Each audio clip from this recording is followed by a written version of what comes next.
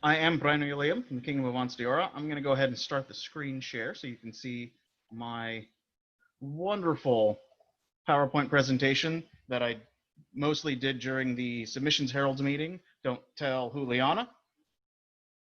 So this is projection and phrasing for voice heraldry. I approach this from a heraldic perspective, but it has also been used for a public speaking in general perspective, a bardic perspective as well. So this can be used in multiple ways.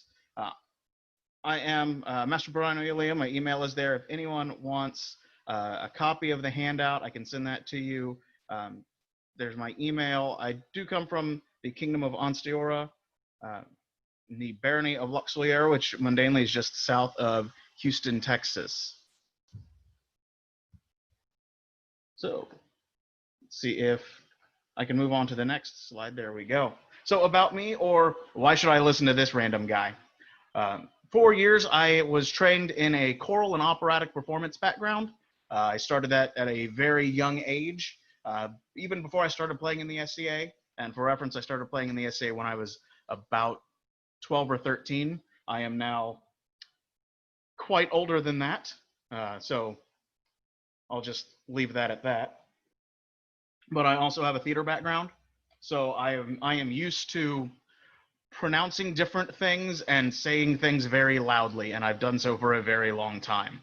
Within the SCA, I am a laurel for vocal performance, specifically voice heraldry and bardcraft. And just recently, I was given a court barony, and according to the queen who gave it to me, it's for heraldic things and other stuff. And I am a 2-time Golden Staff Pursuivant, which is in Ansteorra the Royal Herald. So I've served 2 reigns as the Royal Herald and done all the wonderful travel and big shouty things that go along with that. So hopefully that gives you a little bit of background on what I've been doing or why I have some clue as to what I'm doing in this. I do have about 15 or 16 years experience, roughly half-ish my life in heraldry in the SCA. Mistress Margie is asking, a laurel for vocal heraldry alone or book heraldry as well? The laurel is, I have no awards for book heraldry. I've done some book heraldry, but not to any degree worthy of award recognition. So I have been a consulting herald, a local herald. I'm currently the external submissions herald for Ansteorra. But my artistry is all things that come out of my mouth, good, bad, or indifferent. So the laurel is specifically for voice heraldry. That is a good question. So I like to make sure that everyone kind of has an idea of what they should be getting out of this class. So the purpose of this class is focusing on maximizing your voice for all types of vocal heraldry. So I'm not going to go into any details about court heraldry versus list heraldry versus what's sometimes called cry or sight heraldry. None of that matters. This is all just how to herald in general, how to use your voice, your instrument to be heard and be understood. So we will discuss using posture and breathing to create volume, as well as word choice and phrasing to enhance enunciation for a better understanding by all who hear. And I should point out, this is taken from someone who lives in the southern United States, lives in Texas. I've lived in Ohio. I am doing all my pronunciations based on what I know. So listening to all the wonderful Lokakian accents in the last few classes has been fantastic. So your mileage may vary on specific pronunciation or pronunciation or however you want that to be. But I will go off of general rules as I understand them. If we want to get into specifics, we should have plenty of time to do that. I've taught this class a few times online, and usually it's gone for a little under 40 minutes. So we should have plenty of time for questions or for people to pop in and give suggestions on what's worked for them as well. So as a herald, you should have goals. Goal number 1 should be make them hear you. If you're a fan of musical theater like I am, There's the show Ragtime, and they have a song that's Make Them Hear You. So you want to be like Ragtime, make them hear you. If you're not heard as a herald, you really don't matter. What are you doing if not trying to be heard? So this section is all about being heard. So first, think about your posture. Normally when I teach this class, I'm standing up. Currently, I'm sitting down, but I need to sit up straight. I don't want to be hunched over because that's not good for my instrument. Your voice is an instrument. So just like you can't play a brass instrument that's been run over by a car, you need to be in proper posture when heralding. You can't play a broken instrument. You can't be effective as a herald if your instrument is not in proper working order. So you should stand up straight and keep your head up when you are looking down. That will funnel your voice downward, but it will also depress your throat. So your throat is essentially tube-like, and when you put your throat down, you are kind of curving that tube. So that makes it more difficult to get the sound out. So think about it like pinching a garden hose where the water's not coming out. Same thing, the sound is not going to come out if you do not essentially let your throat open the way it's meant to. Breathing is another big part of being heard. When you breathe, you need to use your diaphragm. So that is your big belly breath. Let the air fill your belly. Your shoulders should not move when you breathe in. If you see my little video, if you're taking little short breaths, taking those chest breaths, your shoulders are moving up and down, that is not a good breath. That is a shallow breath. That's like when people are scared, when people are running, they take those little shallow breaths. That doesn't actually get you anywhere as far as breath control and being able to use your instrument. So you need to have this deep breath where your belly fills up, your belly will expand. The way I like to tell that to people is put your hand on your stomach and your belly and laugh like Santa. Ho, ho, ho, ho, ho, ho. And people better be doing this. I'm going to check the video. Let's do it all together. Ho, ho, ho. All right, not enough videos are actually activated for me to see that, but fair enough. I'll assume you did it, and thank you all for your participation. So you should feel your stomach when you do that. Huh, huh. You should feel it expand and then contract. That's similar to how you should feel when you're breathing in. So that's how you will know that you're using the correct part of your body. When you take a deep breath in, you feel your stomach expand. You're going to look like you have a big belly. For those of you who know me, you know I already have a big belly, so it just gets bigger. But even small people will see their belly expand. It looks kind of like they have a food baby or something in there. That's perfectly reasonable. That's good. That's what you want to do. And you are using the muscle inside your stomach in order to control your breath, how much comes in and how much breath leaves. Yes, we've had a question of how to keep your head up while being able to read a scroll that is, well, obviously you can't hold it in front of your face, so. That is an excellent question, and I usually do talk about that. The way we get around that, or the way I like to get around that, is an old choir trick where if you are, let me see if I can find I don't really have a thing readily available. I'll just use this scroll that didn't get used at an event. If I'm reading my scroll like this, you can see I'm actually blocking my instrument. Hold it out further in front of you. Let me just stand up. If you hold it out further in front of you, essentially put it down in front of your chest and hold it at roughly arm's length, 3/4 arm's length or full arm's length. That will allow you to project over the scroll or over the book if you're using a herald's book. So, and yeah, some people print it in a very large font. Large fonts don't necessarily matter if you've got a really complex script, like I've seen sometimes. But larger fonts really do help. And yeah, as Malcolm Bowman in the East said, angling the text is a the great method that I picked up from my years of choir experience. So that's how I would do it. Do that. Hold the book out further, or the scroll, or whatever you're reading. Hold it out further and project over the scroll into the audience. So that is breathing. Hopefully you all can do that. Let's see, hand is the medieval word for font. That is very fair. So the next step is projection. So now you know how to breathe. How do you actually get the sound out?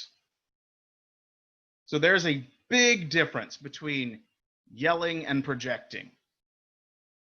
So no one wants to hear a herald say, "With these words opens the court." That is yelling. That is not good. Maybe I clipped some people's audio.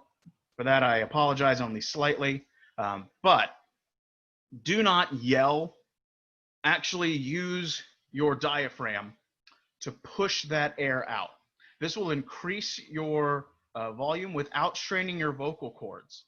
It's very important to understand that your vocal cords actually are functioning within your throat, for lack of a better anatomy. I'm not a scientist in any way, shape, or form, but essentially your vocal cords are flapping together when you're creating sound. So if you're yelling, they're hitting each other at a very high rate, and that is what causes damage. That's why you have singers in rock bands go to a specialty hospital where they get their throats scraped, because they have damaged their vocal cords to the point where they have to, and I misspelled cords. I'm going to fix that later. That's not embarrassing on a recorded class. But that's why you have to be very careful. And once you damage your vocal cords, it is very expensive, and it takes a very specialized doctor to be able to fix that. So there are actual places where you can get your vocal cords scraped to get them fixed. I don't recommend it.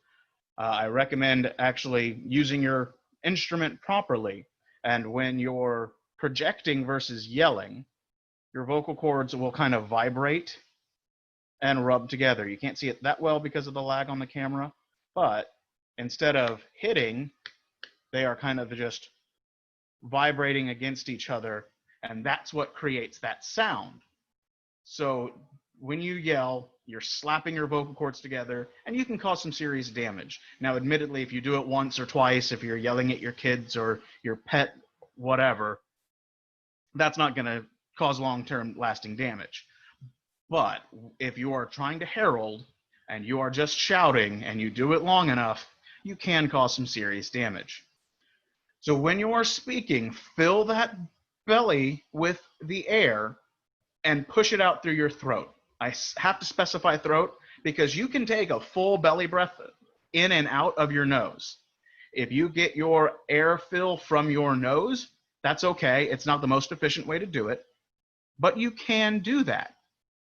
But you've got to make sure all of that air is coming only out of your throat. You can't switch back and forth, or that's going to mess up how you are regulating your instrument. Also, that shallow chest breath is not going to get the job done when you're trying to project, when you're trying to be loud. That's also going to strain your vocal cords, because you are going to have to think that you need to push more, push harder. And so that is going to cause additional strain on your vocal cords, and we don't want that. We want you to all be safe and be heralding for many, many decades to come. So projection part 2, another thing that can help is by dropping the pitch. Higher pitches tend to travel upwards. So think of it kind of like smoke. The higher pitch will go upwards. Also, the SCA is, generally speaking, aging. You lose the ability to hear higher pitches with age. So it's more difficult to hear higher pitches for a lot of people. So think about dropping that pitch to, in either to one, keep the sound kind of down at your audience and not cycling up to the rafters, and understand that you are going to be better heard by people of all ages with a lower pitch. Also, when you use your diaphragm, that will naturally lower your pitch. So it's kind of using them in tandem. If you think about using your diaphragm, that will probably help lower your pitch. If you think about consciously lowering your pitch or dropping your pitch lower, that's going to make you think about engaging your diaphragm better. So it like I said, it kind of works in tandem. Is it a chicken or egg situation? Who knows? It just works. So think about dropping that pitch to activate your diaphragm. Think about using that diaphragm in order to really push that pitch being dropped. Now, I'm not talking about trying to do some really fake, low, deep voice. That's not going to help anything. That's going to strain your vocal cords as well. But I'm talking about if I'm heralding from this pitch down to heralding from this pitch. They're both natural ranges for me, but the lower pitch is going to be better heard throughout the crowd, and it's going to make me think about using my diaphragm that much more. So think about dropping that pitch in order to project better. So that takes us to our first goal. I am perfectly fine if we've got a couple of questions. I'm seeing the chat here and there, but if you do have a question, feel free to unmute yourself and go ahead and ask it. If there are no questions, I will move on to goal number 2. What are your thoughts on actual placement of your voice in regards to, like, some people are nasally, some people speak from the throat. How do you address explaining how to move your voice so that it's actually center range and under the soft palate versus throaty or nasally? How do you explain that to somebody? That is an amazing question, and I wish I had an amazing answer. I would probably talk to them about engaging their diaphragm better and using a trick that was taught to me in choir, where you put your tongue in the back of your teeth on your lower jaw, and that's the tip of your tongue is behind your teeth and your mandible, and the upper part of your tongue is actually kind of resting between kind of your upper molars. And that gets, a lot of times it worked for me, and I know it's worked for other people, get people to push that sound out through their throat safely. Now, we use that for vowels, which I'm going to talk about vowels very shortly. But we use that for vowels, but getting people in that mindset, using that exercise can make them think about how they are pushing through, pushing the air through their throat rather than letting it go up to their nasal. And also word choice is going to be my next section. Word choice can help with that. But that is a fantastic question. I haven't put a whole lot of thought in that other than pushing the diaphragm discussion. If you have suggestions on that, I would love to hear it. Okay. Yeah, I mean, because I was even with talking about it in the question, a lot of people don't realize when they talk, they let their voice come from their throat and they don't push it out of their throat and into their head. And one of my choir directors talked a lot about head voice versus chest voice versus back of the head and the throat. Mm-hmm. And head voice was, you put your voice as centered as you can under the soft palate. Make sure you don't go all the way into the nasal cavity, because people who talk out of the nose, we have all heard them and we all get driven nuts by them. And especially when you're doing projection, when you're coming from that center point in your mouth, when you're under the, and by the soft palate, I mean where the tongue, just above where the tongue actually rests, you get a much cleaner ability to project your voice, because from there, you don't really have the obstructions. You don't have the obstruction of the nasal cavity, you don't have the obstructions in your throat. So I have been actually pondering how to explain this better myself. So that's why I was curious if you had a thought on that one, because that's something, in addition to projection, I've wanted to get into more with people. That's a fantastic question, and I'm glad you asked that. It gives me something to think about and maybe add to this a little bit later. So we'll move on to goal number 2, and I think Actually, sorry, just as a question about Sure. pitch. Women typically have higher voices than men as well. Do you find that there's extra things that we should be working on, or generally speaking, it's about the same? Or so. Some of the best female voice heralds that I've heard, who's really a great one, is Baroness Geneviève de Lirancourt. She used to be in Ansteorra. She's now in Atenvelt. Vowels, woohoo! Sorry. I have a standing joke for Atenvelt, but this is being recorded, so I'll hold off. But one of the things that she does really well, and she's an alto range anyway, but she does a fantastic job of lowering her pitch again to a natural range. I don't want, like I said, I don't want you to put on some fake deep gravelly voice, but lower that pitch a little bit, and she's heard just fine. I'm not necessarily qualified to address that from a personal perspective, but from what I've seen of other fantastic female voice heralds, Mistress Adalia from Ansteorra is another one. She also is an alto range to begin with, so she does a really good job of keeping that lower pitch to really make herself be better heard.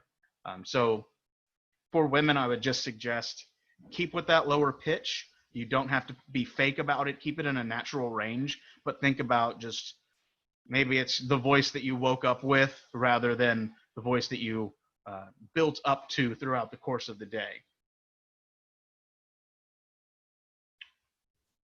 So if there's nothing else on that section, we'll move on.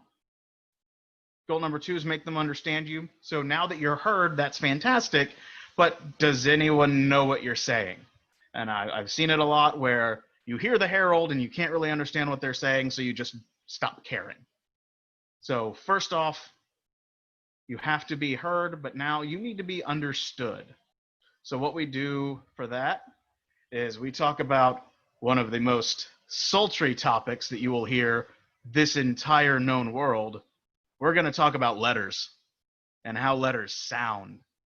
So first we look at our vowels, A, E, I, O, U. The vowels don't actually sound like that. The vowel sounds that we use are A, E, O, and U. So these vowels are what's going to be used to essentially help push sound. Consonants don't push sound, but vowels do. And please understand, something that not a lot of people are familiar with, but was fascinating to me when I first learned about it, is the term diphthong. It's one of those words that sounds dirty but really isn't. It's a sound formed by a combination of 2 vowels and a single syllable, in which the sound begins as one vowel and moves towards another. And if you want to fact check me, that is from literally the Google dictionary. That's their definition of this. So when you have a word like coin, there's no oi sound. It's oi, coin. So you are actually shoving together. It's like a shampoo and conditioner 2-in-1. You're shoving 2 vowel sounds together to make some monster specialty vowel.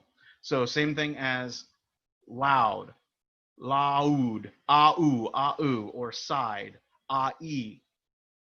So think about that when you're heralding and you have one of these words come up, that you are not actually doing one particular sound. You are pushing together 2 different sounds.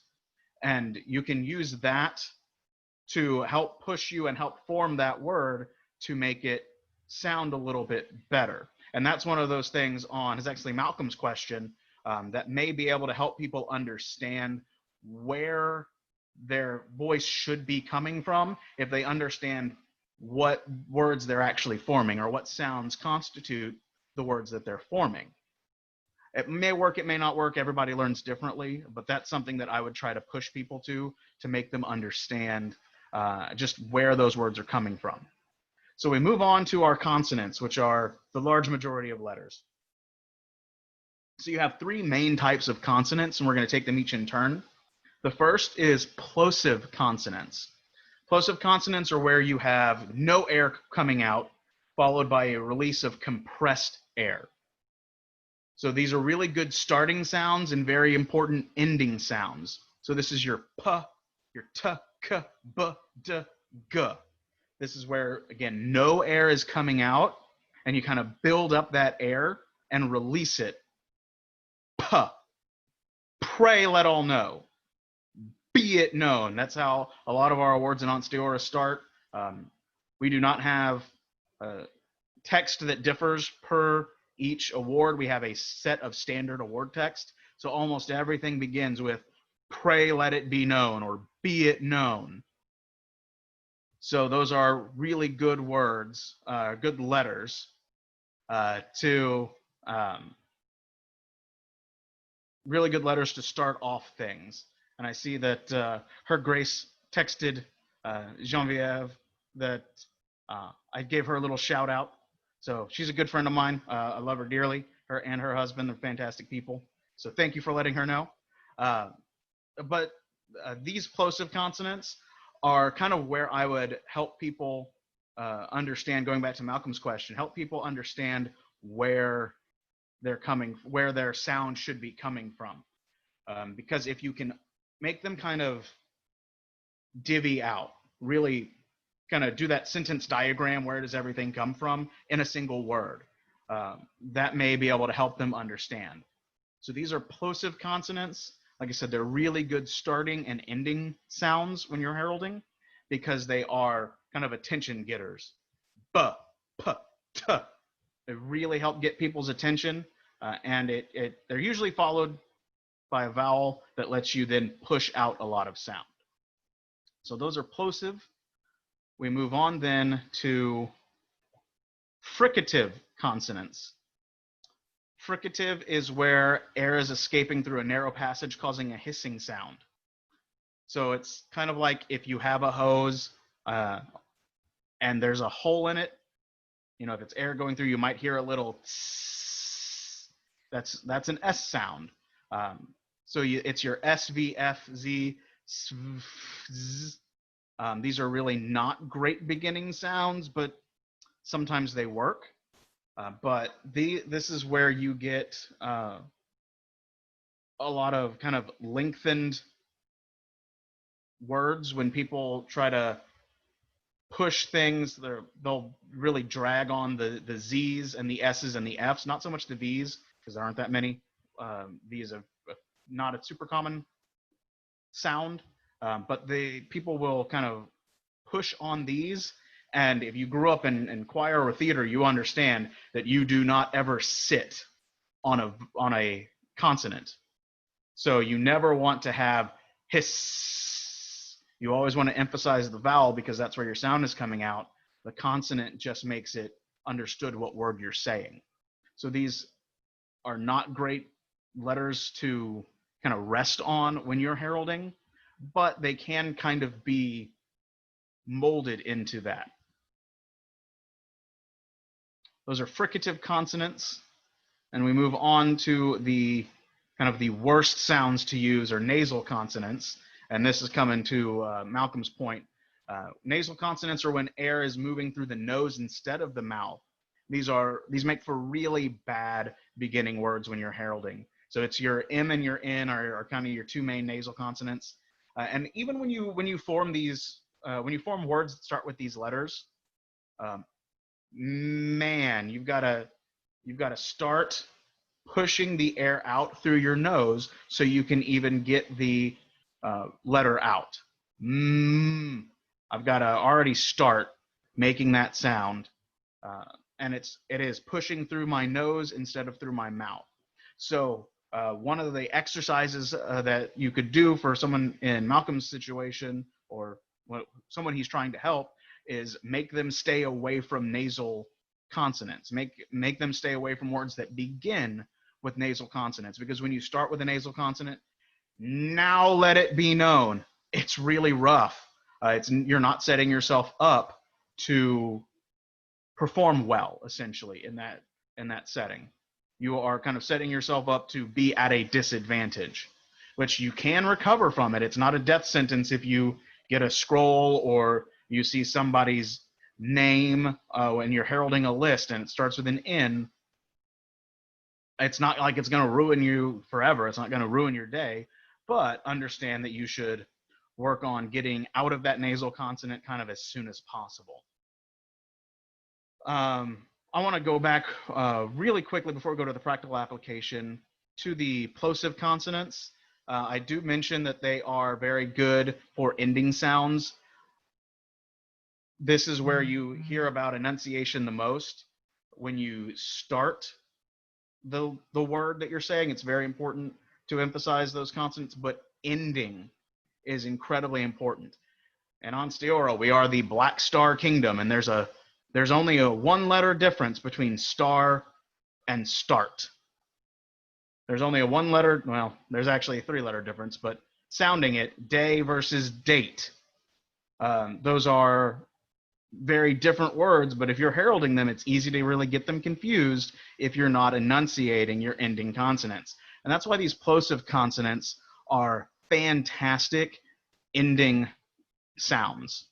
They're great to begin with. They're great to end with. These are great. Everything should be a plosive consonant, but unfortunately you need filler. So you can tell that I have a bit of a bias, but that's because these are really great starting and ending words. I wanted to come back and do just some understanding of how that plays in with the ending consonants. I didn't delve into that when I got there the first time. So these are consonants, and we talked about vowels a little earlier. Next section is some practical application. Does anyone have any questions on our really hot topic of letters and the sounds they make? I know what about L and H? I knew somebody was going to bring that up. So I did actually look up. I didn't look up H as much, but I did look up R. There are different categories for letters. These do not, and L, yes. L and R are sometimes categorized together. The fricative, plosive, and nasal make up most of your consonant sounds. There are a few others, and they have their own special categories. I didn't want to go through the whole alphabet because we can go off onto major tangents and subsets and everything like that. It's literally its own study. It's its own scientific field. And as I said earlier, I'm no scientist. I have liberal arts degrees for a reason. Technically, L and R are called liquids. Yes. H is a weird one. It's sometimes treated on its own, but it could also be treated as a kind of fricative, only instead of f, s, sh, it's at the back of the throat. It's a sound. Yes, exactly. And that's part of why I don't use some of those, is because you can kind of shove them into other ones. Brian, thank you. That is an excellent point. So some of those letters can get pushed into other categories. You can try to make R pseudo-plosive. Ruh. So you can try to put it into that. You can also try to make it somewhat fricative with r. And then there's a whole nother category for a trilled R and trilled letters. It's a fascinating field for a very select and special type of nerd, which is a fantastic thing to do. But that is a good question. I don't go for all of those categories because that literally could be its own 45-minute to an hour and a half class, depending on who's teaching it. But that is a good question. As I said, you can try to, and as Brian mentioned, my apologies, Your Excellency. You can put those into other categories, or they are in some cases on their own categories. And Hugh mentions that the ending R is almost a vowel, particularly when you are doing, my experience with choral performance, you never end on an R. You always make that R whatever the previous vowel is. You know, you are not singing about a star, you are singing about a star.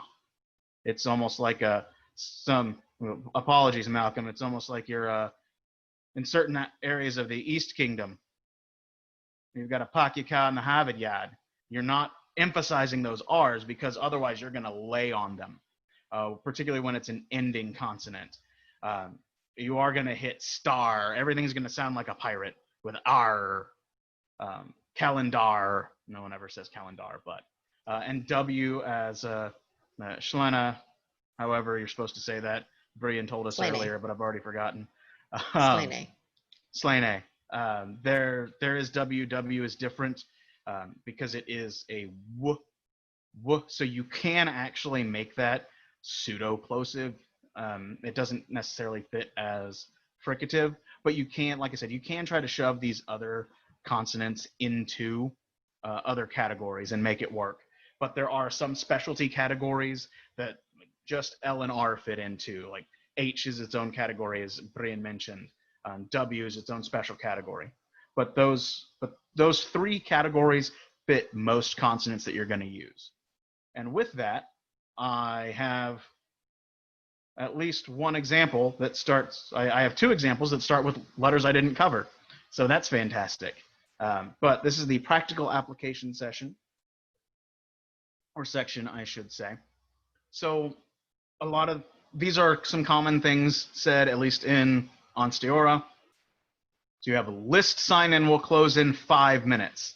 This phrase is terrible from a heraldic perspective because you are starting with that liquid L, as we discussed. So l, you're almost trying to push that into a pseudo-plosive, though it's absolutely coming out near fricative. List sign in, because you've got to start that L. You've got to start the air moving before the sound comes out. So it's never going to get fully plosive. It's going to be pseudo-fricative. But list sign in, so you're starting on 2 fricative sounds. But on the good side, list has that plosive T. So if I were saying this, I would emphasize that T. List sign in will close in 5 minutes. So I am emphasizing all the plosive consonants I can, and I'm kind of bastardizing what fricatives I can to be pseudo-plosive. 5 minutes. I'm really trying to make that F not fricative as much as possible. So I'm trying to keep that air in and letting it shoot out when I finally make the sound. Like that, almost like that pinched water hose when you first let it out and all the water comes rushing out at a much higher rate than what is normal. So the next one is oye, oye. How we start that, we start most announcements in Ansteorra is pretty much all vowels. So it's really terrible. This is a great word for just getting sound out. People don't need to understand this. It doesn't matter. It's just an attention getter. So if we say, oye, oye, all I'm doing is trying to get people's attention. All I'm trying to do is make sound so they finish up their conversation, stop what they're doing, and pay attention to me because I'm the most important thing for that moment, because I'm the herald, and heralds are amazing, and everyone should pay attention to them. That's my spiel on how great heralds are. But this, again, it's all vowels, and you have, it begins with a diphthong, at least how I say it. Some people will say oye, oye. I will say oye, so it's o-e, is actually how I say that. Oye, oye. But oye is another one, and that usually works really well to get people's attention. In Lockhart, we tend to use oye rather than oye. Oye, okay, excellent. So yeah, and that makes it so much easier, Your Excellency, when you are just using that one clean vowel sound, oye, rather than oye, oye, oye. It does make it a little bit easier to deal with. Court is imminent is another one that we use. a lot. And it's really good because you have good plosive beginning and ending, but you've got a whole string of nasal in the middle. So court is eminent. I just try to push through those nasal consonants as much as possible. I'm gonna go ahead. I see that we've got about 15 minutes, and I know we want to give people time to move on for the next one. So I'm gonna move on to the tongue twisters section, which is my favorite. Or we have vocal warm-ups. I'll go through these really quickly. I'll just point out that after this session is lunch, so you can go a little bit over if you like. Oh, that's right. So if everyone wants to sit here and watch me make letter sounds more, that'll be fantastic. Some of us are on the East Coast of the U.S. and have to go to sleep soon, so. Yeah, it's almost 10 o'clock here, and I still haven't had dinner.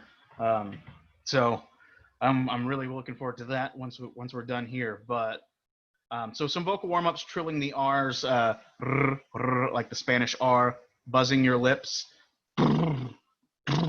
just getting your lips moving. Everything is a muscle, so you've got to work it out. I have had situations where I didn't warm up properly, and I just couldn't get the words out. It was really embarrassing as Royal Herald. Let me tell you, that was not a fun trip home from Oklahoma, 8 hours away. Or just saying your vowels, a, e, e, o, u, saying those repeatedly to get it in your head, how those vowels should be formed. And big, wide, audible yawns kind of help just stretch out your instrument. Getting those can be really helpful because you are using all the muscles in your face when you're speaking. And I even had a little stretch right there when I did that last yawn. Of if I didn't get through it soon, it was going to start tightening up and cramping. So do that well before court, so you can get kind of yourself together before you do a court or a list. Marg asked about tips for those who have difficulties trilling their R's. It is just pushing a lot of air. I will actually curl my tongue back up almost behind my teeth. I'm having to do it as I think about how I describe that I do it. So curl the tip of your tongue back and push air through. I've seen that not everybody can actually do that. So it is unfortunate. Some people can't ever get there. There are probably speech therapists who know better tricks than I do, but as the way I do it, I am literally curling my tongue back and putting it almost as far back as it can go in my mouth and just pushing air over it. And that's what helps get that R. But from those vocal warm-ups, we move on to, if the slide works, tongue twisters. Tongue twisters are a lot of fun. If you, too far, accidentally clicked. Tongue twisters, these are all things that I picked up in high school theater and junior high theater. So red leather, yellow leather, try saying that 7 times fast. Unique New York, unique New York, you know you need unique New York. That really pushes you to emphasize those ending consonants, and it really makes you get around those nasal consonants. And my absolute favorite, because it just brings in so much, is to sit in solemn silence. So it is to sit in solemn silence, that should be on a dull dark dock, but to sit in solemn silence on a dull dark dock in a pestilential prison with a lifelong lock, awaiting the sensation of a short sharp shock from a cheap and chippy chopper on a big black block. I see other people are doing it, and that's fantastic. What is that from?